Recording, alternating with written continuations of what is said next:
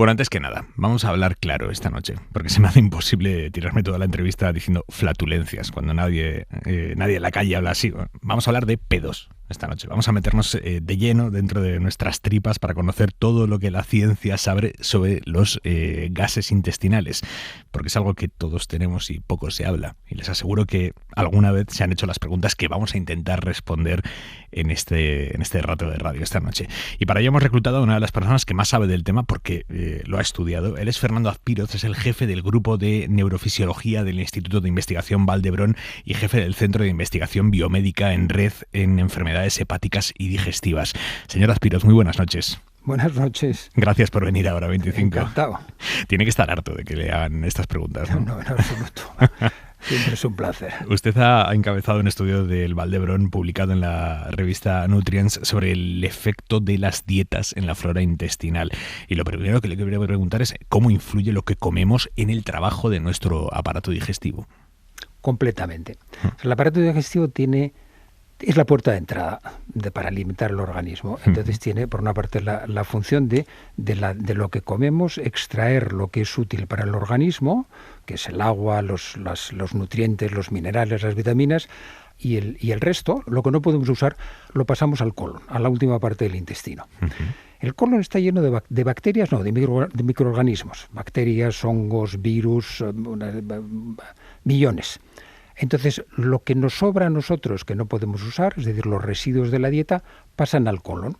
Y con esto alimentamos a esta microbiota, a estos microorganismos que tenemos. Cuando usted habla de la microbiota, ¿es la flora intestinal o estoy mezclando Sí, las cosas? no, es exactamente. A ver, ese es el término clásico. Yeah. Que en los últimos años, claro, realmente flora significaría vegetal y estos son animales, con lo cual el término flora no encajaba. Y al ir conociendo más lo que antiguamente se llamaba flora, sí, se ha puesto un nombre más preciso, que es el de microbiota, que es los microorganismos que habitan en el cuerpo humano de manera simbiótica. Hay en muchos sitios, en la piel, en la vagina, en la boca, pero la parte metabólicamente más útil está en el colon. ¿Podemos decir que es donde más bacterias tenemos? Absolutamente, sí. Absolutamente. Vale. ¿Y esos microorganismos cómo generan los pedos? A ver, las sustancias de la dieta que no podemos absorber en el intestino delgado pasan al colon. Y de estas sustancias hay algunas que las pueden utilizar las bacterias y otras que no. Es decir, algunas fermentables, que significa utilizables por las bacterias, y otras que no, que son inertes. Por ejemplo, un trozo de plástico, si lo tomamos con la comida, sale sin poder ser, es inerte, no se puede utilizar. Pero los productos que son fermentables, estos organismos los metabolizan. Los metabolizan con unas vías metabólicas que el organismo no dispone. Entonces los usan. Es lo que se llama fermentación. Entonces dentro de ese proceso de fermentación, como en otros muchos, como por ejemplo el vino, se produce gas. Y entonces depende el tipo de comida que ingerimos, depende mucho de los gases que generamos. Exactamente. O sea, hay dos factores que determinan. Uno, el tipo de comida, es decir, cuántos residuos tiene la dieta, y otro, el tipo de microorganismos que tenemos. La microbiota se considera que puede ser tan personal como la huella dactilar. Quizás esto sea una exageración, pero sí que hay mucha diferencia de una persona a otra. Entonces, dependiendo, si la dieta no tiene residuos, no se produce gas. O sea, si tomamos arroz, proteínas, sus productos que no tienen nada de fibra, que no tienen residuos, esta dieta no produce gas. Si por lo contrario, si tomamos una dieta mediterránea, rica en residuos, hortalizas, legumbres, estos alimentos tienen muchos residuos que pasan al colon y son fermentados y producen gas. ¿Cuál es el alimento que más gas genera? A ver, lo más clásico que conoce todo el mundo son las alubias. Sí. Pero bueno, hay otras hortalizas también producen mucho gas, otro tipo de legumbres también, pero tradicionalmente las alubias es el alimento que más gas se considera que produce en general. Pero eso no quiere decir que sea malo. No, es buenísimo. Para que una dieta sea saludable, tiene que ser saludable para nosotros, es decir, que tenga nutrientes, vitaminas, minerales, pero tiene que ser una dieta que sea saludable también para nuestra microbiota. Es decir, que dé de comer, que tenga residuos que den de comer a la microbiota, para que la microbiota pueda proliferar, enriquecerse, hacerse variable y ayudar al organismo. Con lo cual, las dietas ricas en residuos son sanísimas. Bueno, pues va a ser el ejemplo, es la dieta mediterránea. Mire, esto es como hacer deporte.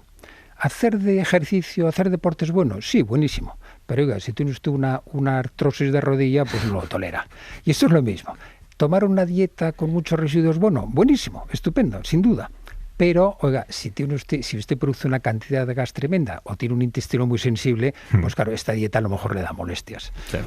Entonces, de ahí viene el hecho de que cada uno tenga una microbiota distinta, una flora intestinal distinta. De ahí viene que usted y yo podemos comer lo mismo y usted se tira unos pedos distintos a los míos. Exacto. ¿Y tiene que ver con el peso de la persona? O sea, no. Si yo estoy más gordo, soy más flatulento, no tiene nada que ver. No. Mire, la última parte del intestino, lo que se llama el intestino grueso del colon, esto en los últimos años se ha visto que tiene un contenido de unos entre 500 y 1000 gramos o mililitros. Entonces, este contenido colónico es lo que llamamos una biomasa. Es una masa viva en la que existen los residuos de la dieta, la microbiota, los productos metabólicos derivados de las primeras fermentaciones de los residuos de la dieta, que forman productos secundarios, que esto a su vez sirve de sustrato, sirve de alimento a otros tipos de microorganismos. Es decir, es una cadena de reacciones que empieza con los sustratos de la dieta, pero que va evolucionando a lo largo del colon. Entonces, el volumen del contenido colónico no se ha visto que dependa ni del sexo, ni del peso, ni probablemente del tamaño corporal. No hay datos que lo indiquen. ¿Y nos hacemos más pedorros con la edad o no? No hay ninguna evidencia que relacione el metabolismo con la edad. El metabolismo de la microbiota, el metabolismo de los residuos. ¿Y por qué nos molestan los gases? Pienso, por ejemplo, en los bebés, que lo pasan fatal con los pedos. No, eso es otra cosa. Vale. Eso es una interpretación. A ver, el gas, hay personas que normalmente el gas no molesta. Una persona completamente normal, aunque haga una dieta con muchas legumbres y con mucha fibra y produzca mucho gas, esto no resulta molesto. Lo que nota es la cantidad de gas que evacúa, pero no debe tener ninguna molestia abdominal. Yeah. Cuando los gases se asocian con molestias abdominales, la evidencia que hay, lo que hoy podemos creer, es que esto se debe a que esta persona tiene un intestino más sensible. Y esto es muy frecuente. O sea, tengan en cuenta que la mitad de los pacientes que vienen a una consulta de gastroenterología tienen molestias abdominales, molestias digestivas, que no tienen una causa orgánica detectable. Y estas molestias, los datos que tenemos en los últimos 10-15 años, indican que tiene un intestino que es más sensible. ¿Cuál es el caso de los bebés? No se sabe. Realmente esto del cólico del bebé no hay evidencia de que tengan más gas, de que sean producidos por gas. Pueden ser producidos por otros componentes de la dieta. ¿Y por qué huele un pedo? Por el tipo de gas que tenga. Mira, el 99% de los gases intestinales son hidrógeno, nitrógeno, anhídrido carbónico y metano. Y estos 4 gases, que son los mayoritarios, ninguno de ellos huele. Lo que pasa es que en algunas reacciones se producen gases que contienen azufre, sobre todo al metabolizar algunos sedimentos que tienen moléculas de azufre. Y estos gases, que están en una proporción mínima, de milésima, son los que producen el olor. ¿Y cómo genera ese olor? Bueno, dependiendo del tipo, lo mismo que la producción total de gas, dependiendo del tipo de residuos que llegan al colon y del tipo de bacterias que hayan, pueden usar vías metabólicas que resulten en estos compuestos, sobre todo con moléculas de azufre. Que el olor realmente es olor a huevos podridos, porque también el tipo de gas, el tipo de aroma es parecido, son también compuestos azufrados. ¿Y afecta el tiempo que lleva formado ese gas al olor en el momento en el que es expulsado? No, es el tipo de gas. ¿Y aguantar los pedos, la retención intencionada de los gases, es mala? Hombre, puede ser molesta. A ver, la mayor parte del gas que se produce en el colon, el 75%, o sea, 3/4 partes, se absorben, pasan del intestino a través de la pared del intestino, pasan a la sangre y se eliminan por el aliento, con la respiración. Con lo cual, lo que llega al ano es una parte relativamente pequeña. Si el gas está más tiempo dentro del intestino, se absorbe más y se elimina más por aliento que lo que llega al ano. Con lo cual, retener el gas en el recto sobre todo es molesto, no es peligroso. Y una pregunta que igual parece una tontería, pero ese gas que hemos retenido y pasa a nuestra sangre y termina expulsándose por el aliento, ¿ese gas también huele a pedo? No, porque hay algunos gases que se absorben que sí pueden oler, o que sí se supone que pueden eliminarse por aliento y oler. Por ejemplo, son los gases que se producen al comer ajo. El ajo produce un tipo de gas que se pasa muy fácilmente, atraviesa muy fácilmente las barreras, pasa a la sangre, y esto es el gas que se supone que este gas es el que supone que da el olor a ajo en aliento cuando se come gas. Yeah. Pero el otro tipo de gases no pasan a la sangre, los gases azufrados. ¿Y estos son cosas distintas? No pasan además porque son tóxicos, se les llama mucosa del colon, los destruye, los cataboliza. Y son cosas distintas a los eructos. Sí, exactamente. Exactamente. Porque el gas que expulsamos en un eructo es distinto al que expulsamos es aire. Es aire. O sea, al comer se traga gas. Al deglutir, al ir tragando, se traga también un poco de gas. Y ese gas se evacúa en forma de eructo. De forma que la cantidad de gas que hay en el estómago es muy constante, son unos 10 o 20 mililitros. Con lo cual es como 2 dedos de un vaso de normal. Es una cantidad pequeña. Y esto es muy constante, porque según se va tragando, se va expulsando. Según se va tragando al comer, se va expulsando generalmente de forma inadvertida y de forma natural, de forma que la cantidad es constante. ¿Y hay diferencias entre hombres y mujeres en este tema? Me ha dicho que no. Pero... No.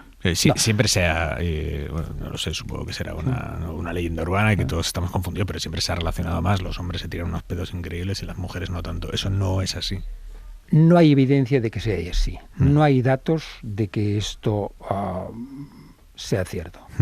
Y la forma de comer me refiero, no el qué, sino el cómo rápido, como despacio, mastico mucho, poco, etcétera. Esto influye a nivel de la cantidad de aire que se puede tragar. O sea, el tragar aire normalmente, como he dicho, lo que se traga se evacúa en forma de eructo, pasa todo desapercibido y la cantidad de gas que hay en el estómago es una burbujita pequeña y constante. Hay algunas personas que tragan más gas de lo normal. Esto es lo que se llama aerofagia, es de tragar gas. Estos son personas que generalmente no es al comer, sino cuando están después de comer, tienen una especie de tic que van tragando aire. Probablemente esto empieza con una sensación de gas, de molestia en el estómago que interpretan como gas, y esto intentan eructarlo.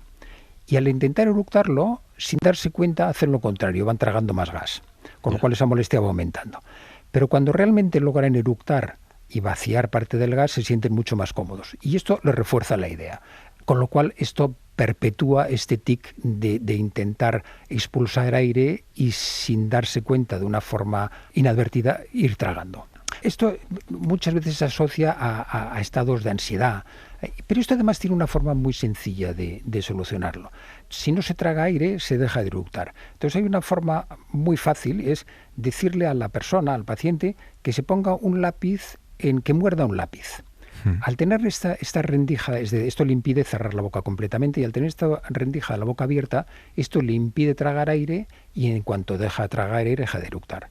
Con esto es una forma muy sencilla de evitar los eructos, sobre todo los eructos cuando una persona dice que después de comer se pasa 20 minutos con eructos continuos. Ya. ¿Pero esto es muy común? No es infrecuente. Y hablando de tragar gas, ahora que por ejemplo se ha puesto tan de moda el agua con gas, ¿eso qué efectos tiene sobre nuestro cuerpo? Ninguno, porque el gas que tiene el agua con gas es anhídrido carbónico, CO2.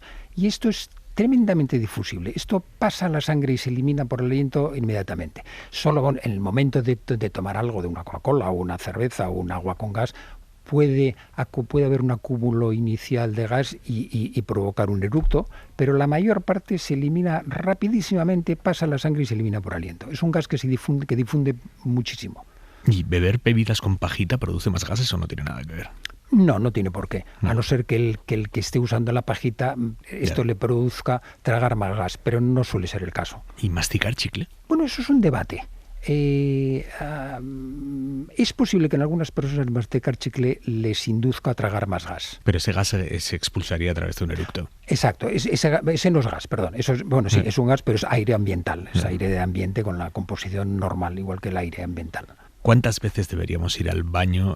No sé si al día, a la semana. ¿Qué es lo sano? ¿Hay un estándar de qué es lo sano? No, hay una convención. Una convención es, hoy en día se considera normal entre 3 veces al día y 3 veces a la semana. Pero dentro de este rango puede haber alteraciones. Puede haber gente que al intentar hacer de vientre les cuesta mucho, hacen esfuerzo o que se quedan con la sensación de que no ha evacuado del todo. Y esto muchas veces es independiente de la cantidad de veces que vayan, de que vayan al baño. Con los gases la situación aquí es diferente. En los sujetos sanos, dependiendo, los sujetos normales, de la población normal, dependiendo de la dieta que tomen, expulsan habitualmente entre 10 y 20 evacuaciones durante el día. O sea, lo normal es entre 10 y 20 pedos al día. Exacto, durante el día que la persona está despierta y que se pueden contabilizar. Por la noche es otra historia. Por la noche sí nadie. No se han contabilizado. Es bueno tener un ritmo establecido. Hay gente que dice, no, yo es que todas las mañanas, y te lo dicen casi orgullosos de su periodicidad y tal. Eso es positivo. Es cómodo. Sí. Sí. Eso es innegable. Las personas que tienen ese hábito regular no tienen preocupación, saben que se levantan o en un momento determinado del día, que ya lo tienen controlado, les resulta conveniente, evacúan y no se preocupan más del asunto. Pero no es más sano que hacerlo, digamos, a demanda. No, en absoluto. Bueno, hacerlo a demanda hay que hacerlo siempre. Lo que pasa es que si el cuerpo está acostumbrado de que la demanda sea regular, pues es más cómodo. ¿Cuándo debería preocuparnos el estreñimiento? ¿Cuáles son las señales que deberían preocuparnos y decir, esto está empezando a dejar de ser normal? Estreñimiento, lo primero es la definición. Y hasta hace años el estreñimiento se definía de muchas formas y estaba poco claro lo que era estreñimiento. Hoy en día, de forma arbitraria, consensuada, se considera estreñimiento unos signos objetivos, que son la frecuencia de las defecaciones y la consistencia, es decir, menos de 3 evacuaciones por semana o heces duras, y luego una serie de signos, de síntomas subjetivos, de sensaciones. O sea, dentro del concepto del estreñimiento, o un signo que se calificaría como estreñimiento, es que el paciente tenga que hacer mucho esfuerzo para evacuar. O que al acabar de evacuar tenga la sensación de que la evacuación ha sido incompleta. Es decir, una persona puede ir al baño con una frecuencia normal, con unas heces normales, pero si le cuesta mucho evacuar, tiene que hacer mucho esfuerzo, tiene que hacer esfuerzo evacuatorio y se queda con la sensación que no ha evacuado del todo, entra dentro de la definición actual de estreñimiento. ¿Y en ese caso qué hay que hacer? ¿Hay que ir al médico? A ver, lo primero que hay que hacer con el estreñimiento es una serie de medidas que son totalmente lógicas, que es normalizar la dieta. Una causa frecuente de estreñimiento, sobre todo en gente joven que trabaja, es la dieta con pocos residuos. La gente que come bocadillo, que cena, esto no toma verduras, y esto es, claro, si no se toman residuos, disminuye la masa en el colon y disminuye el volumen de las heces. Con lo cual aquí lo primero que hay que hacer es ver la dieta e intentar normalizarla si realmente están haciendo una dieta inadecuada. Otro aspecto importante es el intentar evacuar cuando se tienen ganas, es decir, no posponer la evacuación, porque normalmente la última parte del intestino está vacía y cuando llega al bolo fecal, cuando llegan las heces, entonces se llena y manda una sensación, se percibe conscientemente, manda una sensación de ganas de hacer de vientre. Y ese es el momento que hay que aprovechar para evacuar. Porque si no se hace así, si se retienen las ganas, entonces esas heces que han llegado a la parte final, al cabo de un rato, vuelven hacia arriba y no vuelven a bajar hasta el día siguiente. Otro mecanismo es que el recto, cuando llegan las heces, manda la señal que está lleno.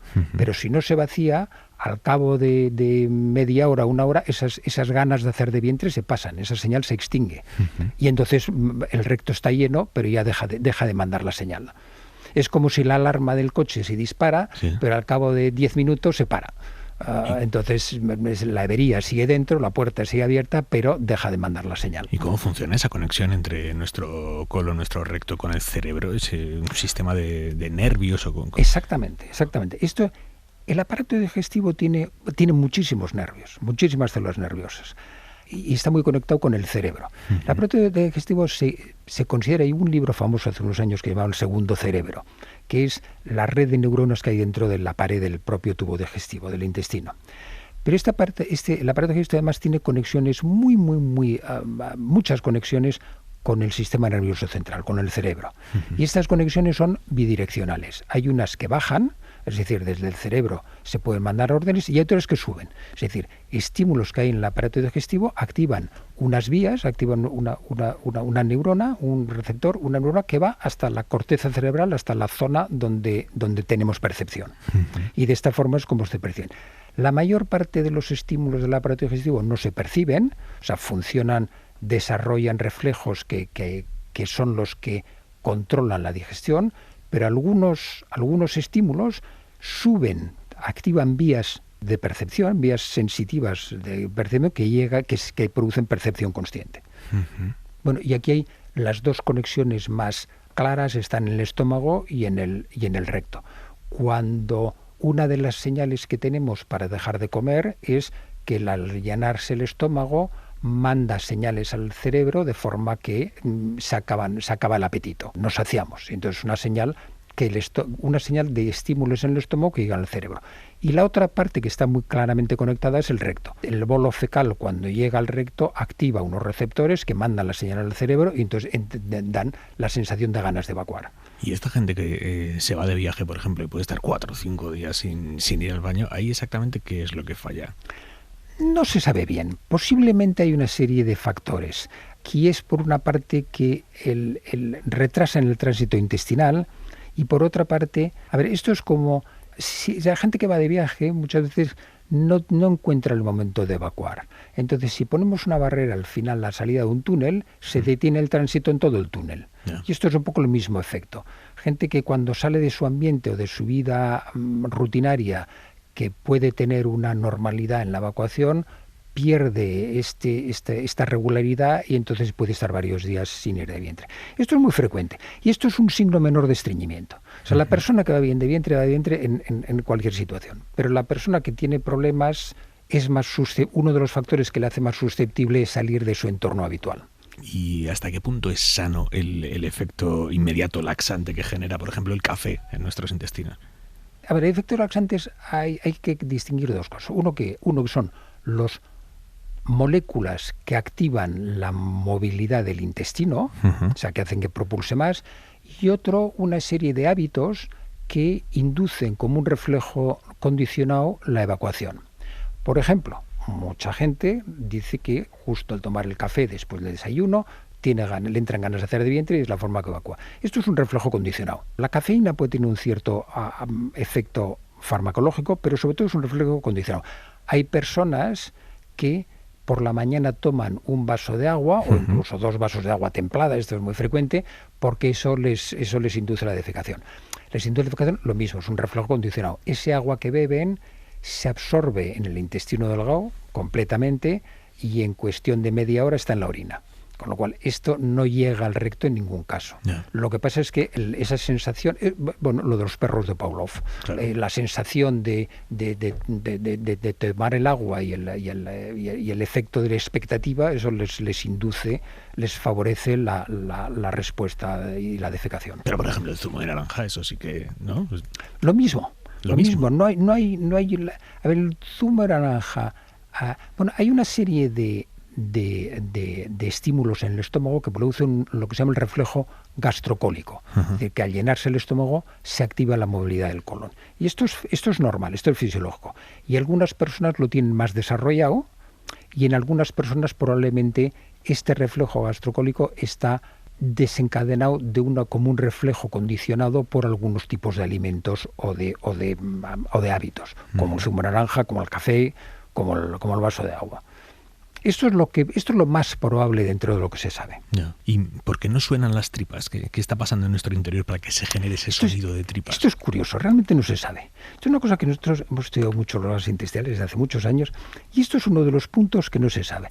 Las tripas suenan cuando hay una mezcla de gas y líquido. Si llena una botella de líquido, de agua, completamente, es una burbuja sin gas, aunque la agite no suena nada. Lo mismo, si está llena de aire tampoco. Pero si tiene media botella, entonces al agitarla sí que suena. Y esto es el mismo efecto en el intestino. Pero el por qué unas personas tienen más ruidos de tripas o no se conoce bien. Sí que está relacionado con el tomar alimentos que produzcan gas, porque al haber más producción de gas es más probable que pueda haber esta combinación de sólido-líquido que suene. Pero no se conoce bien. Realmente es uno de los puntos de los síntomas relacionados o que relacionamos habitualmente con el gas intestinal que no se conoce bien. Uh-huh. Apasionante. Fernando Azpiroz, le agradezco mucho que haya estado esta noche con nosotros, que sepa que le hemos dado la cena a más de uno, pero bueno, para que luego digan que en la radio no se habla de todo, ¿no? Eso sí es su culpa. Fernando Azpiroz, jefe del grupo de neurofisiología del Instituto de Investigación Vall d'Hebron y jefe del Centro de Investigación Biomédica en Red en Enfermedades Hepáticas y Digestivas. Gracias de verdad por venir a Hora 25 esta noche. Muchas gracias, encantado. Hoy un cielo negro vi, se hace imposible